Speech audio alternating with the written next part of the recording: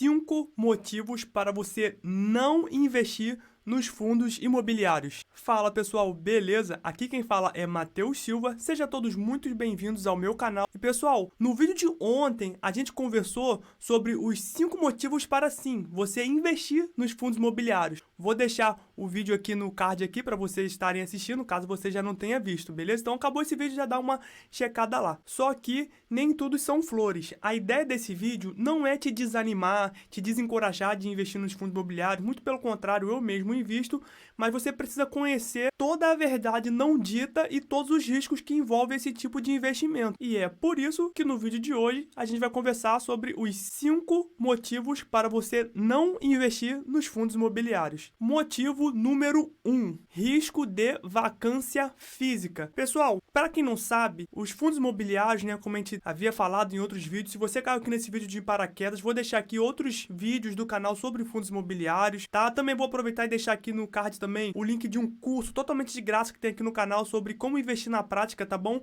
E o que vem a ser os fundos imobiliários? É quando você investe nos imóveis, né, físico ali, para você receber aluguéis todos os meses, só que sem você necessariamente ser o cara que tá por trás daquilo dali, de ter construído aquele imóvel, de ter comprado aquele imóvel na planta, blá blá blá, né, porque ele é negociado em bolsa de valores, e assim como as ações, né, você compra uma ação na bolsa de valores, você passa a ser um pequeno sócio daquela companhia e passa a fazer jus a receber, por exemplo, os dividendos, né, quando a empresa reparte lucros ali, os fundos imobiliários é a mesma coisa, você compra, né, cotas de fundos imobiliários na bolsa de valores, só que a diferença ali básica dos fundos imobiliários para as ações é que a frequência de pagamento dos dividendos, né, vamos dizer assim, né, que nos fundos imobiliários são os chamados rendimentos, ele é praticamente mensal, então todos os meses vai ter um pingadinho ali na sua conta. E no mercado imobiliário, quando se fala de vacância é toda vez que o seu imóvel está vazio. Se você tem um imóvel ali com a finalidade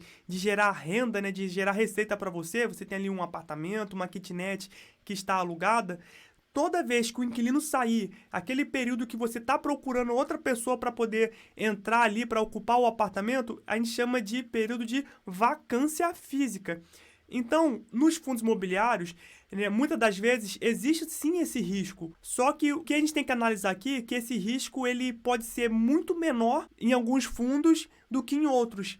Porque, pensa comigo, né? Um fundo imobiliário, por exemplo, que tem vários shoppings ali, então se eventualmente um inquilino sair ali de uma loja ali de um shopping e tal, são tantos shoppings, né? Tem fundo imobiliário aí que tem 20 shoppings em um único fundo ali, entendeu? Em vários estados diferentes.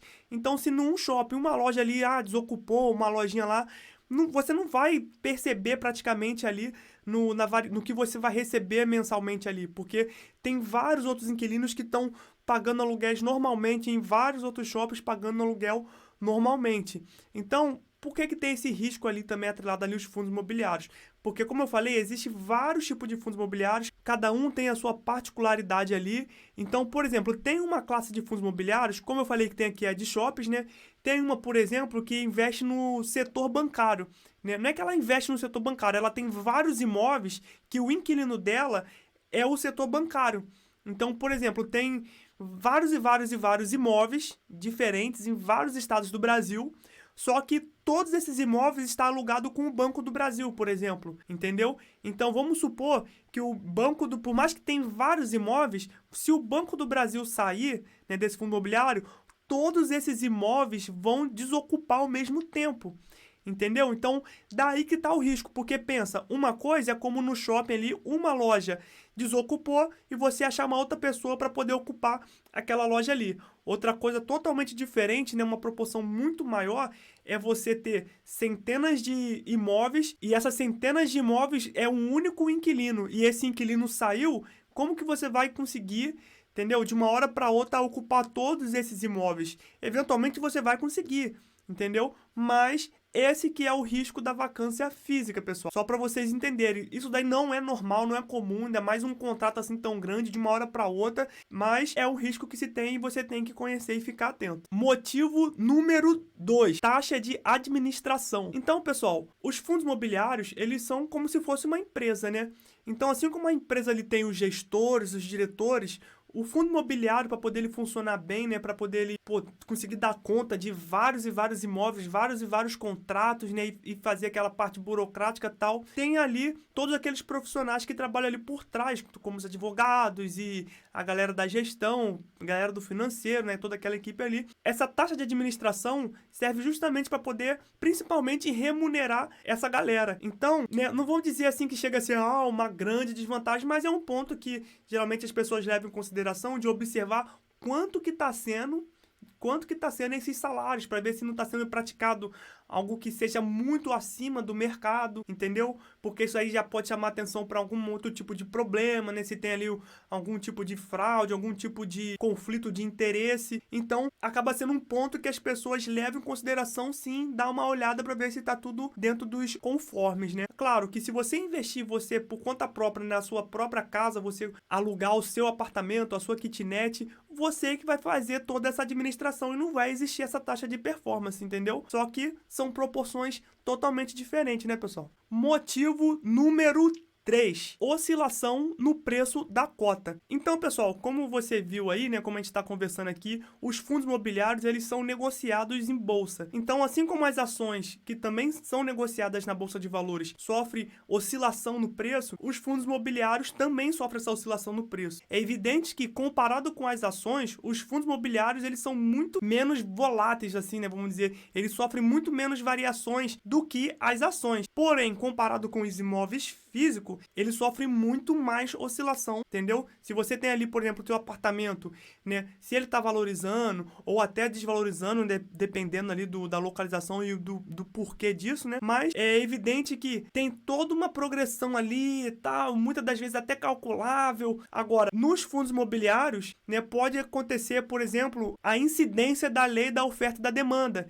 Né? Se alguma notícia sair e vários investidores começarem a comprar aquele fundo imobiliário ali, automaticamente as cotas vão sofrer um aumento ali no preço. Ou se alguma notícia, por algum motivo que possa estimular as pessoas a venderem aquelas cotas ali, com várias pessoas vendendo as suas cotas no mercado, isso faz o preço acabar caindo, que é a oferta e a demanda. E na bolsa de valores, isso daí é muito sensível, entendeu? Porque muitas das vezes uma notícia já é o suficiente para poder fazer grandes movimentações ali na bolsa. Isso porque o mercado financeiro, ele também é especulativo. Não necessariamente um fundo imobiliário que às vezes está começando a ficar barato é porque está tendo algum tipo de problema na gestão, algum tipo de problema nos imóveis.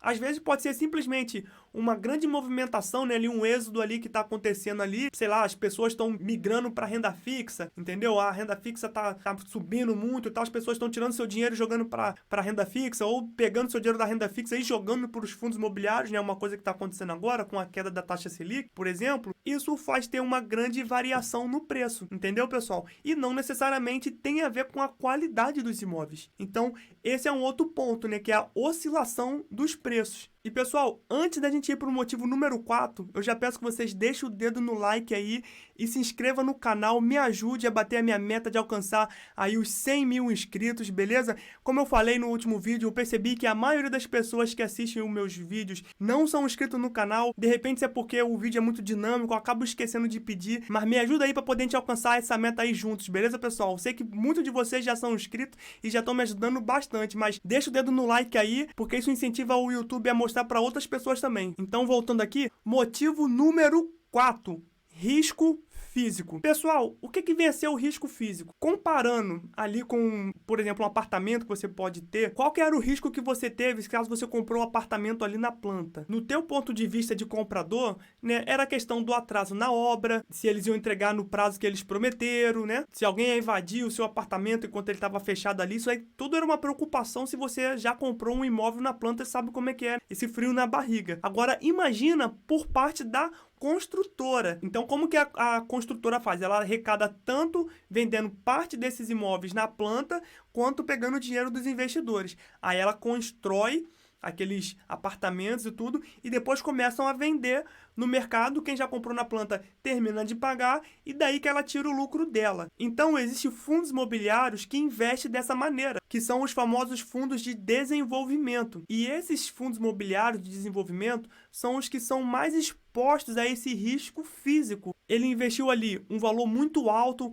né? Parte desse valor, como eu falei, ali dos cotistas e tudo, e tem todo esse risco de alguém invadir, de alguém, né, acabar desistindo da compra, tal, e o fundo imobiliário tendo acabar que arcar, né, para poder terminar de construir ali e tal, né, de botar ali o dinheiro dos investidores, muitas das vezes, para poder cobrir o dinheiro de pessoas que acabou desistindo, né, de comprar ali na planta ali ou qualquer coisa do tipo. A obra tem que ser finalizada, tem que vender e tem que entregar ali os apartamentos. Então, vamos lá, um apartamento, por exemplo, olha quanta coisa tá por trás ali. Tem o ponto de vista do comprador, tem ali os riscos para ele, tem o ponto de vista da construtora ali, né, do fundo imobiliário, e tem ali o risco, né, do ponto de vista do investidor, né? No caso, a gente que investe ali nos fundos imobiliários. Então, se você investiu num fundo imobiliário, por exemplo, desse de desenvolvimento, esse é um dos riscos que você tem atrelado ali, porque, né, se você vê lá a variação dos fundos de desenvolvimento, você vê que é uma parada, tipo assim, muito louca. Não é igual os fundos imobiliários, por exemplo, de shopping, que paga todo mês ali igual um reloginho. Tipo assim, os de desenvolvimento tem mês que não paga, tem mês que paga um pancadão, tem mês que paga só um pouquinho, porque está muito ligado a isso. Eles investem o dinheiro ali, constroem, tem o tempo de construir e tal, consegue vender um pouquinho, aí distribui o lucro, às vezes consegue vender um montão, aí paga um lucro maior naquele mês ali, né? Então, para quem acredita nesse tipo de investimento, né, e tem esse tipo de fundo na sua carteira, ele já está acostumado que não necessariamente todos os meses ele vai receber, e de vez em quando ele recebe ali uma quantia maior, uma quantia menor. Então, pessoal, a gente já está caminhando para o final do vídeo, e o último motivo, o motivo número 5, é o risco de calote. Pessoal, por incrível que pareça, os fundos imobiliários também têm risco de calote. O setor imobiliário como um todo, existe esse risco ali atrelado por trás, né? Inclusive, se você tem ali o seu apartamento alugado, você também tem esse risco, certo? Só que nos fundos imobiliários, isso também não é diferente. É como eu falei, cada tipo de fundo imobiliário vai estar exposto de um jeito diferente a esse risco, né? Como, por exemplo, num shopping, igual eu falei, ele por ser mais diversificado, isso acaba sendo um risco um pouco menor, entendeu? Agora, fundos que está mais concentrado em alguns tipos de inquilino, esse risco pode ser um pouco maior. E claro que as empresas, pessoal, que os inquilinos que estão ali alugando nos fundos imobiliários, eles não têm a intenção de passar a perna em ninguém. Não é igual você alugar ali uma kitnet e tal, e você não sabe quem é que você está colocando ali, se a pessoa é uma pessoa mal intencionada ou não. Muitas das vezes, o fundo imobiliário, eles estão alugando para inquilinos premium, né? Para inquilinos de qualidade, né? Inquilinos que são empresas grandes, empresas lucrativas, empresas sólidas. Só que, assim como os fundos imobiliários têm os riscos ali, as empresas também têm os riscos. E às vezes, eventualmente, elas podem vir passar por problemas, e por elas estar passando por esses problemas, elas podem vir a ter dificuldades de honrar com esse compromisso financeiro. E é daí que vem esse risco de calote, né, que a gente fala dos fundos imobiliários, mas por esse nome ser um pouco vulgar, assim, né, vamos dizer assim, a gente acaba associando uma coisa com a outra. Pô, aquele inquilino lá, espertão e tal. Não é bem por aí que funciona nos fundos imobiliários, né? Quer ver um exemplo recente disso? Foi as Americanas. Como você pode ver aqui, ó, dívida das Americanas com aluguéis de fundos imobiliários já soma 2,6 milhões em 42 dias de recuperação judicial. Então, né, quem acompanhou aí o caso das Americanas, né, sabe que ela veio passando aí por grandes problemas aí, né, financeiros, entre outras coisas. Mas aqui, ó, puxando aqui para a nossa realidade aqui dos fundos imobiliários, você vê aqui, por exemplo, ó, o fundo imobiliário que foi mais afetado aqui praticamente foi o XPLG11, né, ó, valor aluguel em aberto pela Americanas. Então, ó, em janeiro, fevereiro, né, a Americanas ficou devendo 807 mil, olha o valor do aluguel, né? Não é um aluguelzinho ali de R$ 1.000, de R$ 500, né? É um mega aluguel, né, pessoal? Que ela ficou devendo ali naquele período de janeiro, fevereiro. Mas, ainda assim, o que você pode observar? Se você pegar aqui o fundo imobiliário, né, XPLG11, né, apesar dessa situação aí das Americanas, né, se você observar aqui, ó, ele tem 17 ativos em 6 estados diferentes. Ou seja, a Americanas não era o seu único inquilino. E por conta disso, por mais que naquele período, né, ele ficou sem receber, né, das Americanas, mas olha o que aconteceu aqui, ó. Se você ver aqui o histórico de dividendos do XPLG11, você vai ver que não teve quedas, entendeu? Muito pelo contrário, ó. Aqui no período de janeiro, fevereiro, né, que ele mencionou ali, ó, apesar desse problema das Americanas, ó, janeiro ele pagou 74 centavos por cota, fevereiro 74 centavos por cota, ó, março continuou pagando normal, na verdade até teve um crescimento ali, um pequeno crescimento aqui nos últimos meses, entendeu, pessoal? Então o que você tem que entender é que sim, existe o risco de calote, como você viu aí no caso das Americanas, mas imagina se aquele fundo imobiliário ali tivesse apenas Americanas como inquilino, naquele mês ali de janeiro, fevereiro, todos nós ali, os investidores, não iria receber. Porque a Americana não ia pagar, automaticamente não ia ter lucro, então não ia ter o que repartir, entendeu? Só que é um fundo imobiliário de altíssima qualidade que investe em vários outros imóveis. Então, apesar dele ter aquele problema ali naquele mês, os outros imóveis conseguiu cobrir normalmente a expectativa ali do recebimento dos aluguéis e todo mundo recebeu. Então, pessoal, todos esses insights, né, apesar do nome do vídeo ser 5 motivos para não investir nos fundos imobiliários, né, não é bem para você desistir, é para você apenas conhecer quais que são os riscos que estão ali por trás, para você conseguir fazer escolhas cada vez melhores. Então você já sabe, né, o que é o risco de vacância, taxa de administração, a oscilação do preço, o risco físico, calote. Então, por entender quais que são os riscos, você vai saber, tipo, quais tipos de fundos, quando você for estudar, analisar, pode estar mais exposto a esse tipo de risco. Assim como você vai ver que vai ter classe de fundos imobiliários que você vai investir, que você vai ficar mais tranquilo, falar assim, poxa, esse tipo de risco aqui, esse fundo imobiliário que eu quero investir não tem, mas de repente ele tem um outro, né? Mas como é que tá a situação, tal, entendeu? E você pode ali analisar ali por trás ali o que tá acontecendo a fundo ali. Então, pessoal, pro vídeo não ficar muito longo, a gente vai encerrando por aqui. Espero que vocês tenham gostado, espero que vocês tenham entendido, mas se ainda assim ficou alguma dúvida, deixa aqui no comentário que eu vou ter o maior prazer de estar respondendo todo mundo, beleza? E muito obrigado quem ficou até o final do vídeo, quem tá apoiando aí o meu projeto, tá curtindo, tá compartilhando e acompanhando todos os vídeos aqui do canal. Muito obrigado mesmo e até o próximo vídeo. Valeu!